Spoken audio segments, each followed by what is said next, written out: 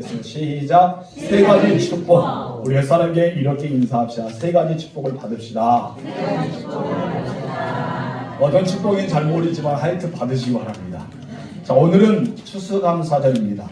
우리 교회가 추수감사절 정하여서 하나님 앞에 기쁨과 정성을 다해서 이렇게 하나님 앞에 드리는데, 이 세 가지 복이 바로 하나님의 은혜와 하나님의 평강과 하나님의 복입니다.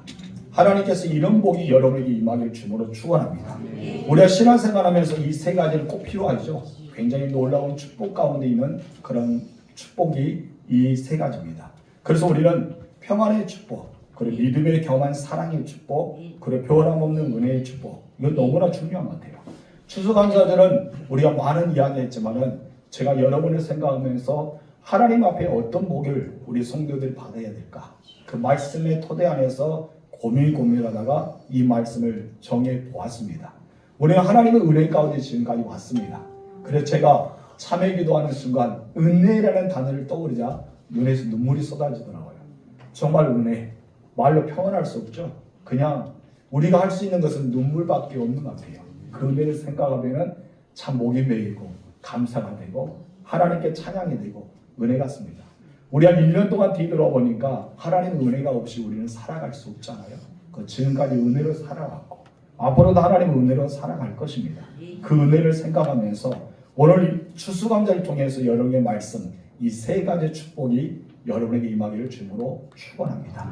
우리 첫 번째로 같이 읽읍시다. 시작. 예수님이 약속하신 평안입니다. 사도 바울이 에베소에 있는 성도들을 향해서 평안이 있기를 기도합니다. 23절 읽겠습니다. 아버지 하나님과 주 예수 그리스도로부터 평안과 믿음을 경한 사랑이 형제들에게 있을지. 여기서 말하는 평안은 히브리어로 샬롬이 있습니다. 그리고 헬라어는 에이메네입니다. 샬롬 에이메네. 이것은 불안이나 두려움이 없는 마음의 안정된 상태를 가리키고 있습니다. 세상 인간들은 불안하고 두려움이 있습니다. 왜냐하면 아담의 죄로 인해서 그들이 가장 먼저 느꼈던 그 마음의 감정이 무엇입니까? 두려움이거든요. 창세기 3장 10절 읽겠습니다. 내가 동산에서 하나님의 소리를 듣고 내가 벗었으므로 두려워하였습니다. 무엇이 생겨서? 두려움.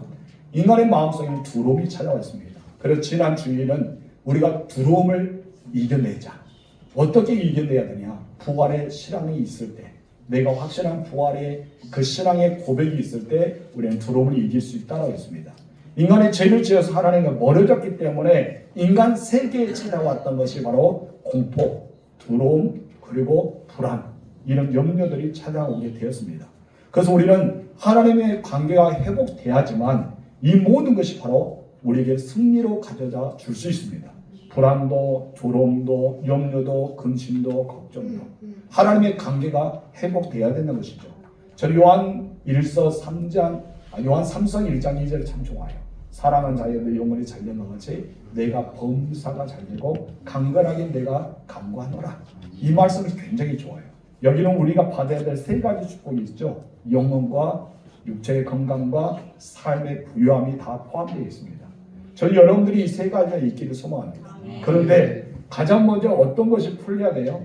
영적인 것이 풀려야 되죠. 영혼이 잘 될 때 따라온 것이 건강, 그리고 삶의 수고가 따라옵니다.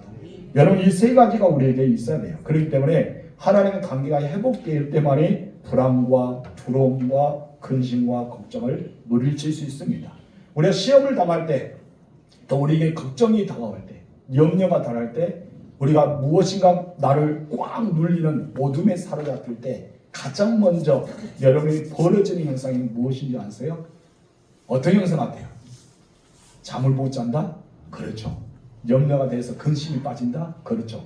인상이 얼굴에 오만 인상을 다 쓴다? 그렇죠. 그럼 가장 중요한 것은 내가 하나님과 멀어진다는 거예요. 내가 하나님과 멀어지고 있다는 것이죠. 우리는 이것을 사람들이 몰라요. 왜 멀어집니까? 영적인 것 때문에. 눈에 보이지 않기 때문에 내가 하나님과 점점 멀어져요. 이 멀어진 것이 있을수록 무엇이 있습니까? 근심과 걱정과 염려와 두려움과 불행이라는 단어가 찾아옵니다. 그러나 이럴수록 너무나 큰 무거운 짐이 내게 올수록 다윗처럼 하나님 앞에 나아가고 다니엘처럼 하나님의 저를 바라보고 소망했던 사람들은 어떠합니까? 그것을 빨리 이겨내서 하나님과의 더 가까이 하기 때문에 그들은 승리라는 단어가 찾아온다는 것입니다. 여러분, 우리는 또 그렇잖아요. 사람의 관계가 좋지 않을 때 서로 만나면 불편해요? 안 불편해요? 불편하죠. 여러분, 마음속에 평안합니까? 안 평안합니다. 저도 별로 보기 싫은 사람 만나면 그러더라고요. 그래서 제가 한편은 뒤들어져서 주님 용서하옵소서. 아이도 성화가 덜 됐습니다. 성결교회 목사가 성결하지 못해서 미안합니다 하면서 회개기도 한 적도 있지만은, 여러분, 우리는 성화가 덜 됐기 때문에 때로는 어떤 불편함이 있어요. 내 마음에 행복이 찾아가는데 행복이 찾아오고 우리는 불안합니다. 그렇기 때문에 평안을 누리지 못할 때 있습니다. 그런데 하물며 우리를 창조하신 하나님의 관계가 깨져서 원수의 관계가 된 상황이 나면 우리의 마음은 얼마나 불편하겠습니까? 여러분 마음에 평화가 찾아올 수 있다고 생각하십니까? 여러분이 진정 평화를 누리고 싶다면 하나님의 관계를 회복해야 됩니다.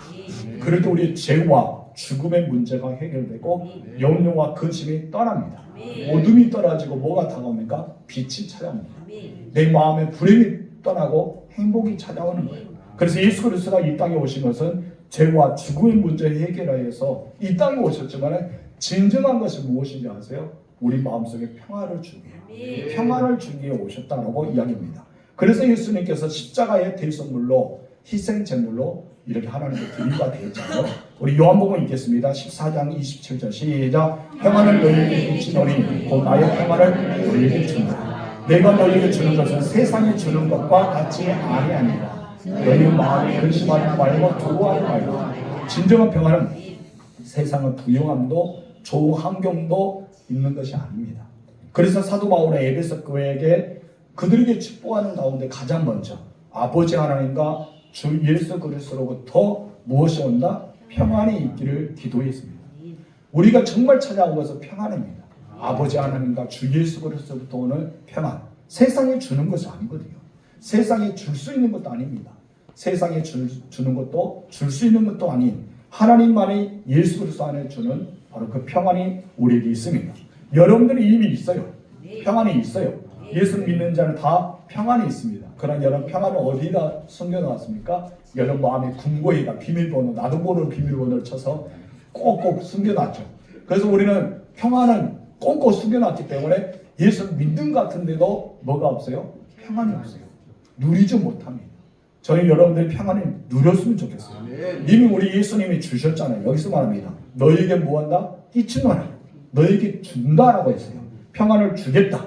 너희는 세상의 근심과 염려도 두려움도 없는 평안을 이미 받았다는 겁니다. 그런데 우리는 이것을 어디에 숨겨놨다? 내 마음속에 아주 깊은 곳에 금고에 숨어놨는데 나도 모르는 무슨 번호에다가 비밀번호를 까맣게 읽어도 숨겨놨기 때문에 찾고 싶어도 못 찾아요. 왜 그렇습니까? 여러분 우리가 그렇게 살고 있다. 나의 연약함에 넘어지고 나의 연약함 때문에 평안이 없고 우리는 그런 삶을 살고 있습니다. 우리는 이 추수감사를 통해서 우리 주님이 주신 참된 평안, 이 평안의 있기를 주님으로 축원합니다. 세상이 주는 평안은 문제에 따라서 아니면 내 기분에 따라서 내 개인의 감정에 따라서 찾아오는 것이 평안입니다. 그렇죠? 이것이 바로 우리 평안입니다.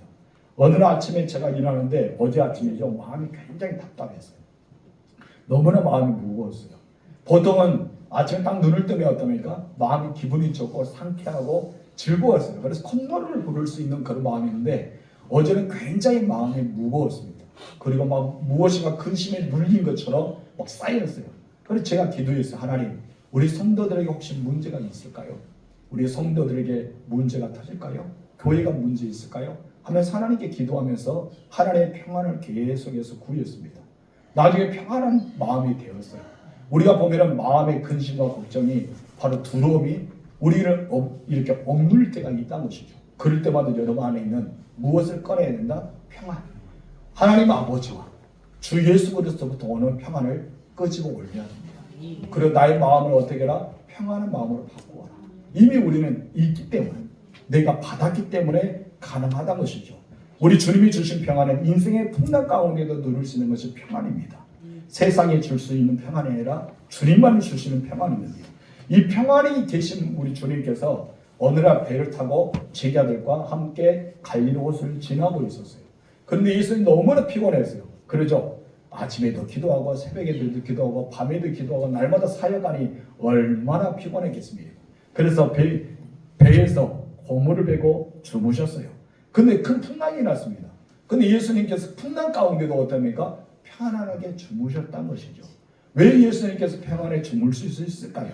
우리 볼까요? 마태복음 8장 24절 시작. 바다의 큰 물을 배가 물결에 덮이게 되었으니 예수께서는 주무십니다. 왜 예수님이 주무실 수 있을까요? 제가 이것을 생각하면서 어떤 풍랑도 예수님의 마음을 바꿀 수 없다. 예수는 풍랑이 일어나도 마음속에 뭐가 있기 때문에 평안이 있기 때문에 그냥 평안하게 주무셨다는 것을 보게 됩니다. 여러분도 그랬으면 좋겠어요. 어떤 세상의 일이 다가오더라도 무슨 문제가 오더라도 여러분 어떤 것이 내게 찾아오더라도 여러분이 빼앗길 수 없는 평안이 있다는 것을 내 마음속 깊은 것을 되새겨서 평안을 누리며 살면 얼마나 좋을까요? 그래서 인생의 밤이란 가운데 찾아왔던 바울과 실라가 빌립보 감옥에 갇히게 돼요. 억울하잖아요. 두드러 맞았잖아요. 옷이 다 찢겼잖아요. 온몸에 상처가 입었어요. 그런데 이들은 감옥에서 이 평안을 누렸어요. 어떻게 누렸습니까? 찬송하고 기도하며 누렸어요. 우리가 보면은 저 같은 거 어떻습니까? 문을 두드려가면서 나 억울하다고, 내가 이렇게 매질 맞으면서 감옥에 갇힐 이유가 없다고, 나를 왜 이렇게 두었냐고 막 항의할 텐데 바울과 실라는 그러지 않았습니다. 그냥 평안 가운데 찬양하고 기도하고 하나님 앞에 나아갔어요. 그때는 어떤 일이 합니까? 온물이 흔들고 지진이 나서 차고 있는 모든 착고가 다 풀려져 나갔습니다. 엄청 놀라운 기적의 역사가 일어나죠. 하나님은 평안의 하나님이십니다. 세상이 줄 수 있는 것이 아니라 세상에 빼앗은 것도 아니라 우리가 참말 누릴 수 있는 평안이 우리에게 있음을 기억하시기 바랍니다. 요한복음 16장 33절 읽겠습니다. 이것은 너희에게 이른 것은 너희가 내 안에서 평안을 누리게 하려 합니다. 세상에서 너희가 환난을 당하나 담대하라. 내가 세상을 이기었나니. 여러분 이 평안을 누리라는 말씀을 하고 있습니다. 여러분들은 누리세요. 가지고만 있지 말고 누리세요. 우리 옛사람에게 인사합시다. 제발 부탁하니 누립시다. 시작. 제발 부탁하니 누립시다. 아멘. 제발 부탁하니 누리세요. 교회 나가면 5만 이상 다 쓰고 세상에 무거운 짐 혼자 다 진 것처럼 이 지구를 다 들고 있는 것 같아요. 얼마나 여러분 무겁게 살아갑니까?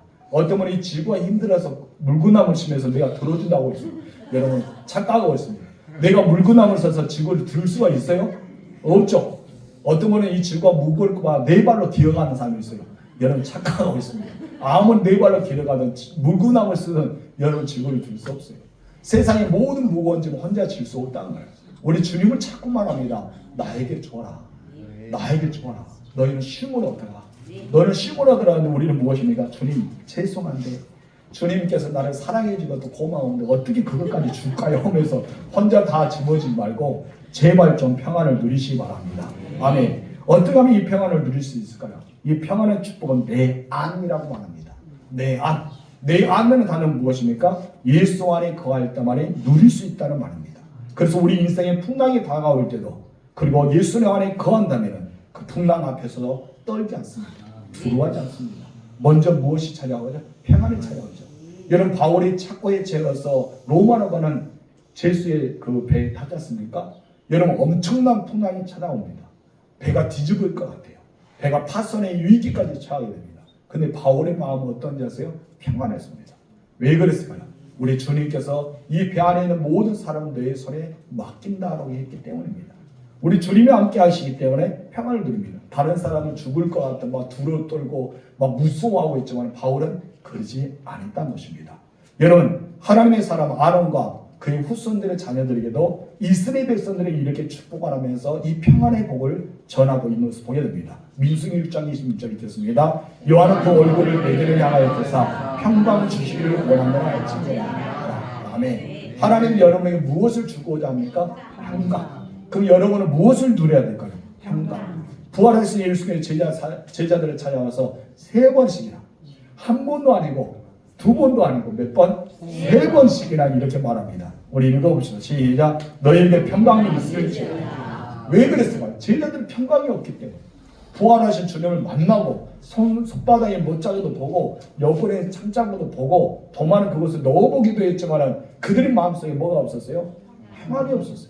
그리고 예수님은 3번씩이나 무엇입니까? 평강이 있을지어다. 평강이 있을지어다. 평강이 있을지어다 말합니다. 여러분에게 주님께서 무엇을 합니까? 평강이 있을지어다. 여러분이 예수님이라고 생각하고 몇 사람이 인사하고 이렇게 축복합시다. 평강이 있을지어다. 시작. 목소리 보니까 예수님이 안 같아요. 예수는 어떻게 목소리일까요? 평강이 있을지어다 할까요? 여러분의 마음속에 평강이 있기를 주님으로 축원합니다. 사도 바울이요, 평강의 긍휼에 그리고 하나님의 사랑이 갈라디아 교회에게 있기를 소망하면서 갈라디아서 6장 16절에 이렇게 말하죠. 시작. 하나님의 이스라엘의 평강이 평강과 긍휼이 있을지어다. 아멘. 우리에게 너무나 중요한 것은 평강이거든요. 우리가 예수님을 만나는 사람들이 평강이 없다, 내 안에 평안이 없다, 그럼 어떻게 살아갈 수 있을까요? 살아갈 수 없습니다. 이번 추수감사를 통해서 여러분의 아버지 하나님과 주 예수께로부터 오는 평강, 이 평강이 있기를 주님으로 축원합니다. 두 번째 다 같이 읽읍시다. 시작. 믿음을 경험한 사랑이다. 23절 읽겠습니다. 시작. 아버지 하나님과 주 예수 그리스도께로부터 아멘. 사도번의 에베소 교회에 믿음이 경험한 사랑이 있기를 축복했습니다. 먼저 평안을 축복했다면 두 번째는 믿음을 경험한 사랑이라고 말합니다. 이것은 신앙생활하면서 우리가 이게 될 수 있는 것, 그리고 하나님의 은혜 가운데 살아갈 수 있는 그 동기가 될 수 있는 것이 바로 믿음을 경험한 사랑이라는 것이죠. 세상 사람들은 일의 동기가 있기 때문에 결과를 중요시 여깁니다. 그럼 우리들은 결과보다 어떻게 보면 과정을 중요시 여기죠. 그래서 우리는 결과는 천국에 갑니다. 그런데 천국 백성으로서 이 땅에 어떻게 살아야 되는가, 이것을 이야기하죠. 1 더하기 1은 무엇입니까? 2라는 숫자가 나옵니다. 그럼 여러분 초등학교 오면 그냥 1 더하기 1은 하면서 끝난 것이 아니라 과정이 필요합니다. 그래서 풀이의 과정이 필요하죠. 우리도 풀이의 과정이 바로 이 땅에 살아가는 광야 생활하는 우리의 모습입니다. 여러분 천국 백성으로 어떻게 살아가고 있습니까? 우리들 정말 동기는 결과가 아니라 과정이 우리에게 있어야 된다는 거죠. 그래서 우리 주님의 일을 할 때도 마찬가지입니다. 내가 어떤 세상의 일도 마찬가지고 가정의 일이 있을 때도 오직 우리가 할 수 있는 것은 믿음의 경험, 이 믿음을 경험하는 것이 필요하다는 것이죠. 그래서 우리가 세상에서도 교회 안에서도 가정 안에서도 내가 주님과 일대일 만남으로써 무엇이 필요하다? 믿음을 경험하는 것이 필요하다. 우리 믿음의 경험이 필요한데 그 중에서 무엇을 말하고 있습니까? 바로 사랑을 뜻하고 있습니다. 내가 믿는 변함없는 주님을 사랑하는 마음, 내가 변함없이 주님을 대하는 마음, 내가 주님과 늘 동행하고 싶은 마음이 늘 겸한 믿음을 경험하는 사람이 필요하다. 그래서 우리는 밤새도록 지서서 기도도 하게 되고 새벽에 깨어 기도도 하게 되고 십자가에 지고 가시바를 걸을 수도 있습니다. 때로는 사모한 마음으로 예배 자리에 와서 하나님 앞에 영과 진리로 예배하는 이 모습도 믿음을 경험한 사랑이 있었기 때문입니다. 주를 열심히 섬기는 것도 무엇입니까? 여러분의 믿음을 경험한 사랑이 있었기 때문이죠. 어떤 분은 선교사로 불무지 땅으로 갑니다. 그 또한 무엇이 있었기 때문입니까? 믿음을 경험한 사랑이 있었기 때문이죠. 우리 모두가 주님을 사랑하는 마음, 주님의 일을 하는 마음이 모두가 어떤 마음이라고요? 믿음을 경험한 사랑이다 라고 표현하고 있습니다. 여러분 에베소 교회 성도들에게 바울은 단순히 사랑하라 라고 말한 것이 아니라 믿음을 경험한 사랑을 하라 라고 이야기하고 있습니다. 이것은 믿음의 바탕 아래 사랑이 세워져야 된다는 것이죠. 여러분 아무리 사랑한다 해도 믿음의 바탕 안에 세워지지 않으면 여러분 이 사랑은 무너지고 만다는 것입니다. 내가 저 사람을 사랑해야 될 텐데 저 사람이 너무나 행실을 보니까 안 좋아요. 정말 이렇게 살아가는 사람은 내가 사랑할 수 없는 것 같아요. 도저히 살아갈 수 없는 사람 있잖아요. 저 사람은 도저히 살아갈 수 없어. 그런 사람들이 있어요. 그러나 내가 믿음이 깔리게 되면 우리 주님의 마음을 가지고 불쌍히 여겨지고 그 사람도 긍휼히 여겨지고 사랑할 수가 있다는 것이죠. 이것을 가리켜 믿음의 경험한 사랑이라는 것입니다. 여러분 믿음의 경험한 사랑이 우리에게 필요하다는 것이죠. 쉽게 말해서 무엇이 있어야 된다고요? 믿음이 있어야 된다. 여러분 믿음이 있어야지만 됩니다. 그래서 믿음이 있어야지만 속옷을 달라면 무엇까지 벗어줄 수 있어요? 겉옷을 벗을 수 있어. 오리까지 가자 하면 몇 일까지 합니까? 억지로 10일까지 동행할 수 있습니다. 오른밤을 떼면 N밤을 돌려줄 수 있겠죠. 이 모든 것은 무엇이 필요하는 거예요? 믿음이 필요해요. 그래서 믿음을 경험한 사랑이라고 바울은 에베소 교회의 성도들에게 이야기하고 있습니다.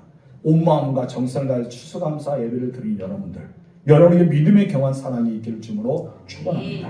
세 번째 다 같이 읽읍시다. 시작. 변함없는 주님의 은혜이다. 사도 바울은 마지막으로 모든 자에게 은혜가 있기를 축복했습니다. 24절 읽겠습니다. 우리 주 예수 그리스도를 변함없이 사랑하는 모든 자에게 은혜가 있을지어다. 은혜라는 것은 이런 뜻이 있어요. 다 같이 읽어볼까요? 은혜 시작. 값없이 베풀어 주시는 하나님의 호의와 사랑이다. 아니, 이것이 바로 무엇이다? 은혜다 라고 말합니다. 사실 하나님 아버지께서 예수 그리스도를 통해 주시는 평안, 여러분 믿음을 통한 사랑, 이 모든 것이 얼마나 큰 축복입니까? 그런데 이거 따져보니까 이것이 무엇이에요? 은혜였어요. 이 모든 것이 은혜였잖아요. 우리에게 사랑을 주신 것도 은혜, 믿음을 주신 것도 은혜, 내게 평안을 주신 은혜, 구원받아서 하루하루 살아가는 것이 무엇입니까? 은혜잖아요. 그렇죠. 얼마나 큰 은혜입니까? 우리도 은혜 가운데 살아가는 것을 보게 됩니다. 그래서 바울은 축복을 하면서 우리 주 예수 그리스도를 변함없이 사랑하는 모든 자에게라고 했습니다. 에베소 성도뿐 아니라 이 땅에 살고 있는 모든 예수를 믿는 모든 자에게 하나님께서 은혜가 있기를 소망하는 마음을 가지고 축도하는 내용이 나옵니다. 구원받은 자에게 베풀어 주신 주님의 은혜라고 고백하고 있기 때문입니다. 그런데 그 앞에 변함없는 사랑이라는 단어가 붙어 있습니다. 이것은 어떤 조건도 어떤 상황과 상관없이 흔들리지 않고 처음과 같이 사랑한다는 것을 말합니다.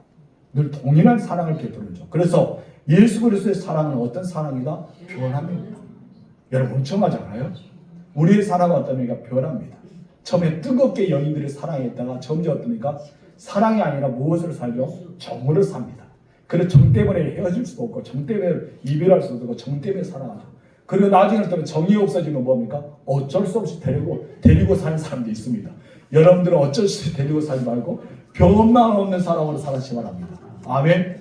남편이요, 아내들이요, 그리고 부모들이요, 자녀들이요, 어떻게 사랑하라? 변함없이 사랑하시기 바랍니다.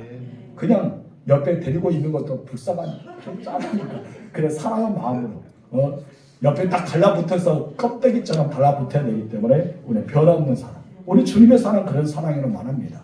여러분 우리는 예수님의 사랑은 변함 없다는 거죠. 그래서 에베소서 우리 에레미야 31장 여기에 기재되지 않지만 하나님의 사랑을 이렇게 어떤 사랑이라고 말하면 한마디로 영원한 사랑이다. 하나님의 사랑은 어떤 사랑이다? 영원한 사랑이라고 말합니다. 요한복음 13장 1절 저는 이 말씀을 볼 때마다 마음이 늘 울컥해요. 그래 너무나 고마워요. 눈물 막 쏟아질 것 같은 마음이 이 말씀에 담겨 있어요. 읽어보세요. 시작. 6월절 전에 예수께서 자기가 세상을 떠나 아버지께 돌아가실 때에 세상에 있는 자기 사람들을 사랑하시되 끝까지 사랑하셨어요. 제가 왜 눈물이 나냐면은 예수님께서 제자들을 다 하셨어요. 어떻게 하셨어요? 예수님을 버리고 도망간다가 베드로도 예수님 부인할 거 몇 번이나? 3번이나.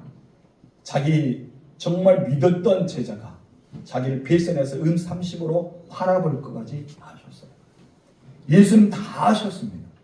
다 하셨음에도 불구하고 어떻습니까? 예수님 십자가에 지기를 전에 제자들을 바라보면서 그래 네가 나를 배신하지, 네가 나를 부인하지, 너희들이 다 나를 떠날 거야. 흩어지는 양처럼 나를 다 모른다 할 거야. 다 그래 하면서 그들을 바라보는 주님의 마음 슬펐겠죠.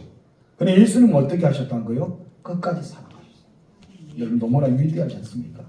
저는 예수님께서 이런 마음을 가지고 있을 때 정말 우리들에게 하시는 그 마음, 변함없는 사랑이 바로 그런 표현이 아닌가. 그래서 사도 바울은 그 예수님의 마음, 끝없이 사랑하는 그 하나님의 사랑을 표현하면서 변함없는 사랑이라고 표현하고 있는 것을 보게 됩니다. 그러면 하나님의 사랑에 대해서 바울은 2가지로 요약했는데 어떤 확신이 있었을까요? 첫 번째 우리 읽어봅시다. 시작. 하나님의 사랑에서 우리를 끊을 수 있는 것이 아무것도 없다는 확신. 이 확신을 가져야 돼요. 여러분 하나님의 사랑에서 여러분을 끊을 자가 있다? 없다. 근데 우리는 착각하고 있어요. 저 사람 때문에, 물질 때문에, 건강 때문에, 나의 삶 때문에 내가 하나님께 가까이 가는 장애물이 돼. 이것은 여러분의 믿음 없는 소리예요. 여러분 우리에게 하나님의 사랑이 끊을 건 아무것도 없어요.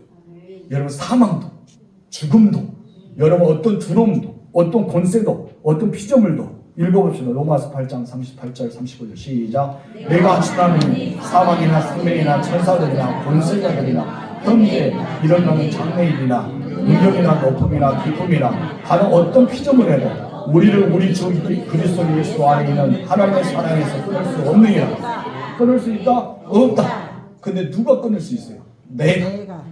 문제죠. 내가 끊은 거예요. 세상에 아무것도 끊을 수 없는 내가 스스로 자포자기하면서 끊어버립니다.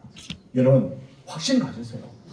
어떤 확신 가져야 돼요? 하나님의 사랑에서 우리를 끊을 수 있는 것은 있다? 없다. 두 번째 어떤 확신이 있었습니까? 시작. 바로 하나님의 사랑 때문에 넉넉히 이긴다. 여러분 넉넉히 이긴다고 표현합니다.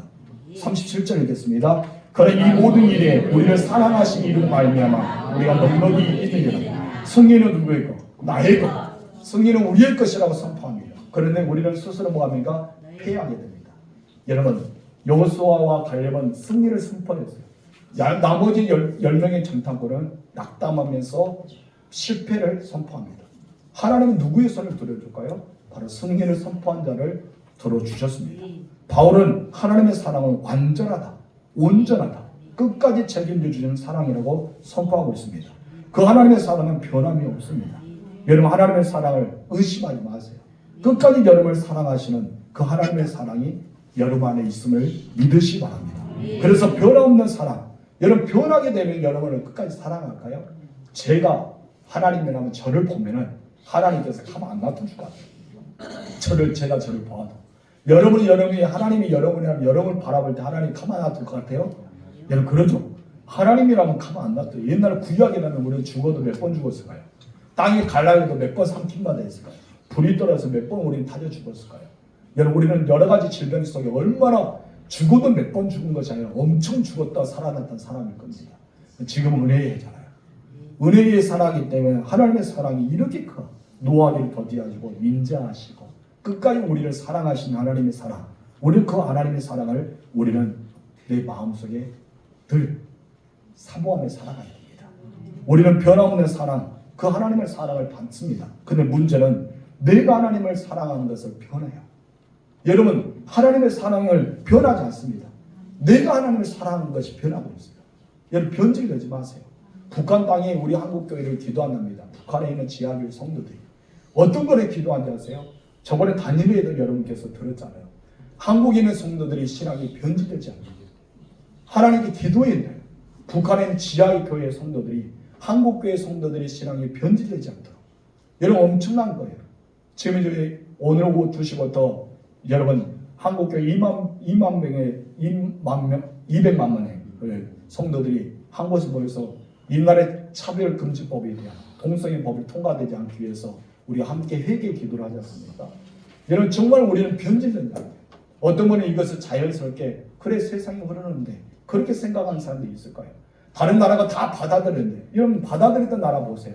지금 하나님의 저주가 그들에게 임하고 있잖아요. 이것을 우리가 느낀다면은 이 법이 통과돼야 됩니까? 안 된다는 것이죠. 오직 하나님의 은혜 가운데 살아야 돼요. 저는 국회의원들을 물어보고 싶어요. 당신의 아들이 남자의 며느리 데려오면 좋겠습니까? 당신의 딸이 여자의 사이를 데려오면 좋겠습니까? 그것이 법안에 통과된다면 성전환 수술이 통과된다면 여러분 그것이 당연히 마약에 받아들였던 그것을 중독자를 자연스러운 모든 것이 다 통과된다면 좋겠냐 이거예요. 여러분 이것은 차별금지법이라 해서 다른 차별하지 말자라는 것을 사람들이 생각하는데 이 안은 엄청난 것이 포함되어 있습니다. 이것을 우리가 저지하고 성경의 말씀대로 터져야 돼서 우리가 기도하고 있고 머무르치고 있어요. 저는 지금 이제 다니엘 같은 사람, 어떤 이 땅에 남아있는 정말 엘리야가 기도할 때 7,000명의 사람이 남아있다는 바알에 무릎을 꿇지 않았던 기독교인들, 에스더와 같은 사람이 국회에도 일하고 있거든요. 국회의원 중에도 정말 에스더와 같이 믿음이 있는 사람들이 일어나서 정말 그들이 이때를 위해서 국회의원이 되고 이때를 위해서 정치인들이 되고 이때를 위해서 그들이 하나님 앞에 정치를 나아가는 사람이 그 사람들이 되었으면 좋겠습니다. 그런 마음을 가지고 살아가고 있어요. 우리들이 변하고 있잖아요. 여러분 세상에 낙엽이 떨어져 썩습니다. 안개처럼 사라진 것이 우리 인생입니다.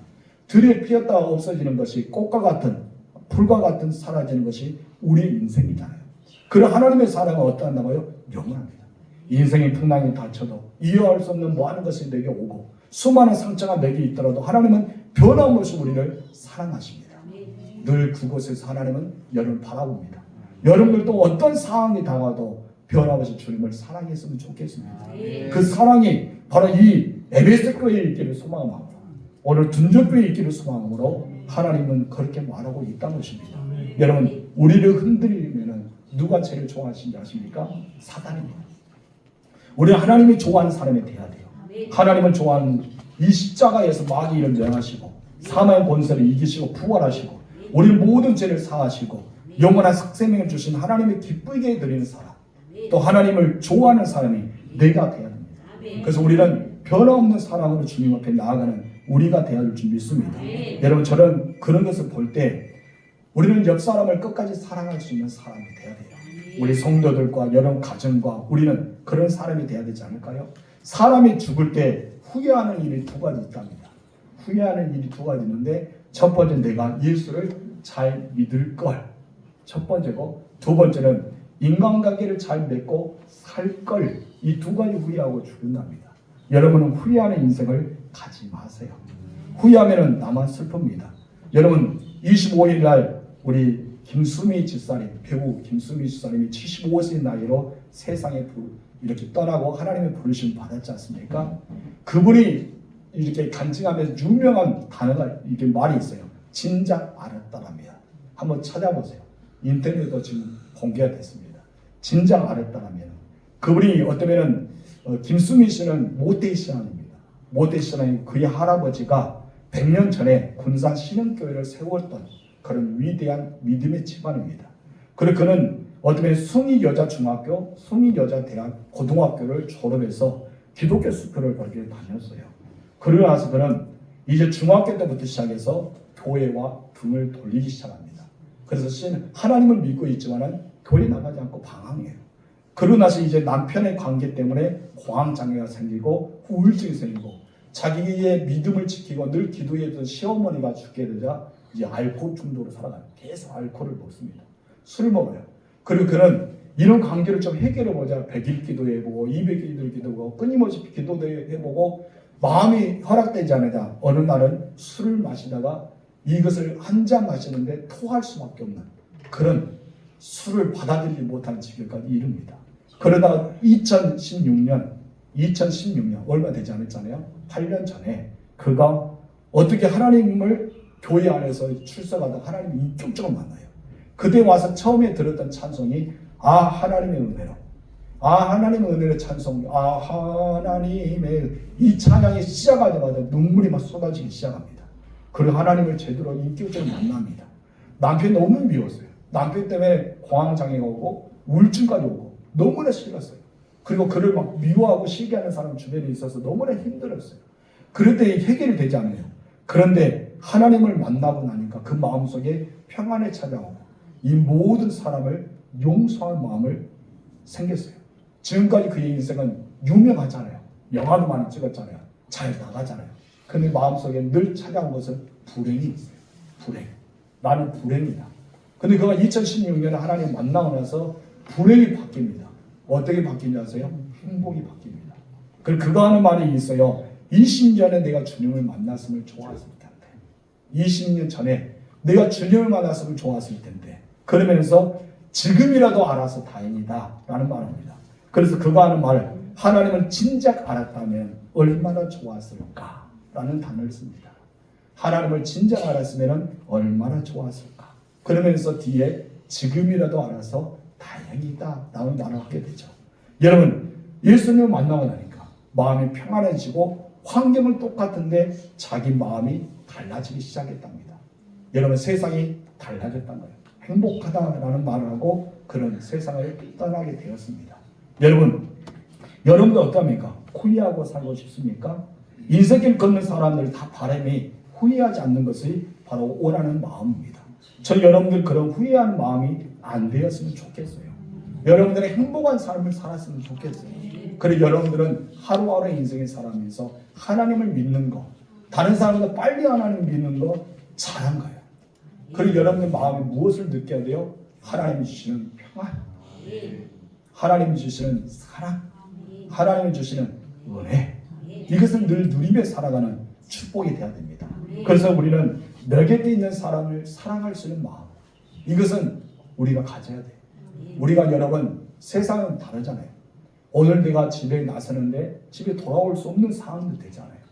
내일 집에 나서는데 돌아오지 못한 상황도 되잖아요. 우리 인생 그와 같아요. 우리 인생 그와 같은데 내가 미워하며 살아가면 어떻게 될까요? 그냥 미워하다 죽는 거예요. 그럴 때 여러분 하나님 앞에 섰을 때 너 어떻게 살다 왔니? 미워하다 왔어요. 우리 하나님께 그렇게 고백밖에 안 되잖아요. 저는 우리 교회 바라볼 때마다 참 안타까움 많습니다. 사랑하고 존중하고 소중히 여겨야 되는데 그러지 못한 것이 우리 교회의 현실이에요. 여러분 다 알잖아요. 미워하고 증오하고 서로 간에 싫어하고. 여러분 제가 마음이 답답했던 이유가 그거예요. 천국 같은 교회를 만들어야 되는데 이 교회 오면 행복해야 되는데 이 교회 오면 즐거워야 되고 성도들 오면 막 웃음이 있어야 되는데 그러지 않고 하나님 앞에 온전히 서고 싶어도 서지 못하고. 여러분 우리가 그런 사람이 있단 거예요. 저는 이번에 세미나를 통해서 엄청나게 회개하고 기도했습니다. 그냥 안타까움을 여겼어요. 성도들 보면서 안타깝다. 그런데 그것이 바로 나의 죄였던 것이죠. 여러분의 모든 죄를 내가 고백했습니다. 하나님 앞에 나의 마음 심장을 가지고 한 사람 한 사람의 죄를 하나님 앞에 고백했어요. 누구처럼 고백하면 다니엘처럼 고백하게 나오더라고요. 그래서 다니엘이 참 제가 좋아하는 사람이 다니엘입니다. 다니엘은요 죄를 범한 적이 없어요. 물론 죄도 범했겠죠. 그러나 여러분 성경에서 다니엘이요 공의를 사랑하기 때문에 잘못한 일이 없다. 하나님께 회개하여 기도하는 일이 없을 정도로 완벽했던 사람이 바로 다니엘입니다. 그래서 에스겔 선지자는 하나님께서 에스겔 선지자에게 세 사람이 있는데 그 사람들은 공의를 행하는 사람이야 라고 하나님이 지명했던 사람이 나옵니다. 읽어볼까요? 에스겔 14장 14절 시작. 비록 노아, 다니엘, 욥 이 세 사람이 자기의 공의로 자기의 생명만 건지리라 나 주 여호와의 말이다. 이 세 사람이 있으면 이 땅은 변화될 겁니다. 이 땅은 정말 이 세 사람이 있다면 이 사람은 달라질 겁니다. 그런데 하나님께서 아니야. 이 땅에 이 사람들이 있을지라도 이 세 사람은 자기의 공의로만 자기의 생명을 건지지 이 땅의 사람들을 건지지 못해 라고 말한 것을 보게 됩니다. 다니엘은요 하나님께 인정받았어요. 고의로운 사람. 그런데 그는 나라와 민족을 위해서 자기의 죄로 여겨서 기도했다는 것이죠. 여러분이 싫어했던 사람, 그 사람의 마음을 가지고 기도해 본 적이 있습니까? 나에게 잘못했던 사람, 나에게 상처를 주는 사람을 위해서 대신 내가 회개해서 기도해 본 적이 있냐고요. 한국교회는 이것을 해야 됩니다. 1907년 대봉해 운동이 일어났던 것은 어디서부터 시작합니까? 회개입니다. 자신들의 잘못이 아니라 나라와 민족과 조상들의 죄를 생각하면서 기도했어요. 하나님이 엄청난 부흥의 역사를 가져다 주었습니다. 저는 우리 교회가 해야 되는 것은 바로 그것입니다. 다니엘 9장에서부터 보면 하나님 이스라엘 백성들이 범죄했나이다, 패역했나이다, 행악했나이다, 반역했습니다. 이것을 하나님께 기도하면서 회개 기도합니다. 그리고 여러분이 잘 아는 주여 삼창 이 세 번 부르짖어서 9장 19절 이에 기도해죠. 다 같이 읽어보세요. 시작. 주여 들어주소서, 주여 용서하소서, 주여 귀를 기울이시고 행하소서, 질지하지 마소서. 나의 하나님이여 주 자신이여 하시옵소서. 이는 주의 성과 주의 백성이 주의 이름으로 일거는 바라는 의미입니다. 아멘. 우리도 다니엘처럼 이런 마음이 있어야 됩니다. 다니엘은 자기가 죄를 범한 것이 아닙니다. 그러나 나라와 민족을 위해서 하나님 앞에 기도할 때 어떤 복을 받는지 아세요? 저는 이것이 중요해요. 여러분에게 상처를 주었던 사람, 여러분에게 좋지 않은 마음을 주었던 사람, 주변에 많은 사람, 볼 때 안타까웠게 생각했던 사람을 위해 여러분이 회개하여 기도한다면, 나의 죄로 간주해서 그 사람 마음을 가지고 기도한다면 하나님이 다니엘 같은 복을 여러분 주실 겁니다. 세 가지 복이 나오죠. 그래서 여러분 그렇지 못하고 미워 가운데 사는 사람은 여러분 마음은 지옥이 될 겁니다. 불행이 찾아옵니다. 여러분 마음은 여러분 때문에 괴로운 인생을 살아갈 것입니다. 여러분 용서는요 여러분을 행복하게 만드는 그 해답입니다. 기도는요 여러분의 모든 문제를 해결할 수 있는 첫 단추입니다. 너무나 중요해요. 저희 여러분들이 서로 간에 미워하고 싸우고 증오하고 다툰 것보다는 서로를 위해서 기도해주고 좀 살아가는 교회를 만들었으면 좋겠어요.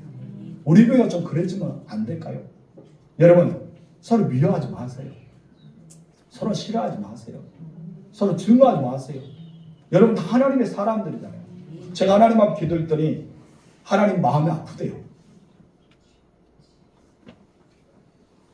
내 몸을 하나님은 어떤 마음을 주시냐면은 내 몸을 싫어한다. 내 몸을 사랑하지 않는다. 내 몸을 증오하고 있다. 내 몸을 헐뜯고 있다는 거예요. 여러분들 누구의 몸입니까? 한 사람에서 누구의 몸이에요? 주님의 몸이잖아요. 이 교회는 누구가 머리이십니까? 예수님이 머리가 되죠. 우리는 누구의 몸입니까? 예수님 몸된 교회. 여러분 누구예요? 그의 지체들이잖아요. 근데 여러분이 하나님을 사랑한다면서 하나님의 몸을, 하나님의 지체를 사랑하지 않아요. 위험해요. 증오해요. 싫어요. 우리는 회개해야 됩니다. 제가 이 마음을 가졌던 것은 오늘 2시부터 회개 운동이 일어나잖아요. 우리 교회부터 회개의 역사가 일어나길 소망합니다. 그럼 어떤 마음을, 어떤 복을 주려냐? 여기 회개하고 저 사람의 죄를 잘못했는데 내가 대신 회개 기도하잖아요. 이 세 가지 복을 주시는데 첫 번째 복이 이겁니다. 다 같이 시작. 지혜와 총명의 복이다. 우리 다니엘 9장 22절 읽겠습니다. 시작. 다니엘아, 내가 이제 내게 지혜와 총명을 주려 하노라. 아멘. 타인의 죄를, 나의 죄를 간절히 기도하는 사람에게는 지혜가 있어요. 그래서 공부를 하나도 못했던 시어머니에게 자녀들이 전화하잖아요. 어머니, 하나님께 기도해 주세요. 그때는 어머니가 너 이렇게 하라더라. 초등학교도 안 나왔던 어머니가, 글씨도 모르는 어머니가 지혜롭게 자녀들의 길을 인도해 줘요. 어디서부터 시작했을까요? 하나님 주시는 지혜와 총명이 있었어요. 여러분들도 인생을 살아가면서 지혜와 총명이 있는 자가 되기를 원합니다. 두 번째 어떤 은혜를 받을까요? 다 같이 시작. 은총을 입은 자다. 다니엘 9장 23절 시작. 너는 크게 은총을 입은 자라. 여러분 하나님은 은총을 크게 입었다는 겁니다. 그래서 모든 삶에 뭐가 찾아옵니까? 승리가 찾아옵니다. 우리에게 필요한 것은 무엇일까요? 하나님의 은총이죠. 나의 삶에 필요한 것은 무엇입니까? 하나님의 은총입니다. 여러분 자녀에 필요한 것은 무엇입니까? 하나님의 은총이에요. 이런 사람들은 여러분 하나님께 받은 복음, 은총 때문에 모든 걸 잘 될 수밖에 없죠. 은총 있는 자가 되어야 됩니다. 세 번째, 너무나 중요합니다. 다 같이 읽읍시다. 시작. 평안히 쉬다가 목숨을 누리는 복이다. 다니엘 12장 13절 시작. 너는 가서 마지막을 기다리라. 이는 내가 평안히 쉬다가 끝날에는 내 목숨을 누릴 것이다. 인생이 평안히 쉬다가 끝날에 내 목숨을 누리는 축복은요, 엄청난 축복이에요. 어떤 사람은 많은 것을 얻었습니다. 명예도 얻었습니다. 물질도 얻었습니다. 그러나 마지막은 평안하지 못해요. 고통스러워요. 추악합니다. 그 마지막 결말은 좋지 않아요. 그런 사람들이 있잖아요. 그 사람들은 정말 왜 그럴까요? 그 안에 미움이 가득 차 있거든요. 증오가 가득 차 있거든요. 내 인생에 편하지 못하거든요. 그런 인생은 어떻습니까? 평안히 쉬지 못합니다. 용서할 때만 여러분의 마음을 천국에 만듭니다. 많은 사람을 위해 기도할 때만 여러분 마음을 편안히 쉴 수 있어요. 그래서 여러분이 평안을 쉬고 싶으면 우리는 어떨까요? 다니엘의 마음을 가져야 될 줄 믿습니다. 그러고 나서 누린다는 것이요. 내가 가지고 있는 건 마지막 누린다. 하나님께서 내 인생의 마지막을 누리게 했는데 어떤 분은 늘 꼬이를 다니고 누리지 못하고 그렇게 사는 사람 있잖아요. 근데 다니엘에게 무엇이래요? 너는 평안히 누린다. 누린다면서 두 가지 축복이 있습니다. 이 땅에서 누림과 하늘에서의 누림. 다니엘에게 주신 건 두 가지 있어요. 이 땅의 누림, 하늘에서 누림. 저는 여러분들이 이 세 가지 복이 있으면 좋겠습니다. 그래서 여러분 서로 우리가 후회 없는 삶을 살아갔으면 좋겠어요. 서로를 사랑하고 서로를 위해서 아껴주고 우리는 사랑하기도 부족한 인생을 살아가잖아요. 오늘 적에 내가 하나님의 부르심 받는다면 얼마나 많은 사랑을 했다고 생각하십니까? 우리는 미워해도 시간이 부족해요. 그렇죠? 사랑하기에 부족한데 누구를 미워하고 누구를 시기하고 누구를 불편할까요? 저는 여러분들 바란 것은 여러분의 행복한 교회를 만들어가고 서로 간에 사랑하고 서로 간에 행복해서 이 세 가지 축복 여러분 받았으면 좋겠습니다. 어떤 복이라고요? 지혜와 총명의 복을 받는 것, 은총을 입은 복을 받는 것, 평안히 쉬다가 몫을 누리며 그 나라에서 영원히 거하는 복. 여러분 행복한 삶을 살아가세요. 추수감사를 통해서 긴 시간 동안 말했지만은 정말 여러분들 평안하게 그리고 믿음의 평안 사랑을 가지고 여러분 그리고 하나님의 은혜를 누리고 이런 인생을 살아가다가 주님의 다 부름을 받았으면 좋겠습니다. 여러분 사랑합시다. 행복합시다. 이제는 미움이 오면 떠나버리시고 만약에 누가 여러분의 싫은 말하면 여러분 어때요? 강한 마음을 꽉 갖지 말고 기도하세요. 하나님 다니엘이 보고 임할 것입니다. 이제 우리 기도합시다. 하나님 이 나라와 민족이 지금 말씀에 어긋난 그런 법을 통과시키려 합니다. 하나님께서 이 나라를 긍휼히 여겨주시고 이 나라가 온전히 하나님의 법안에 세워지는 나라가 되고, 혹시 내가 누구를 미워하는 사람이 있다면, 누가 나를 미워하는 사람이 있다면 그 사람이 우리가 중보하여 기도하여서 용서하여서 우리 모두가 행복한 교회를 만들어가고 행복한 신앙생활하다가 우리 서로 간에 기쁨을 누리는 우리가 되기 위해서 이제 다 같이 주여 한번 부르고 기도하겠습니다. 주여.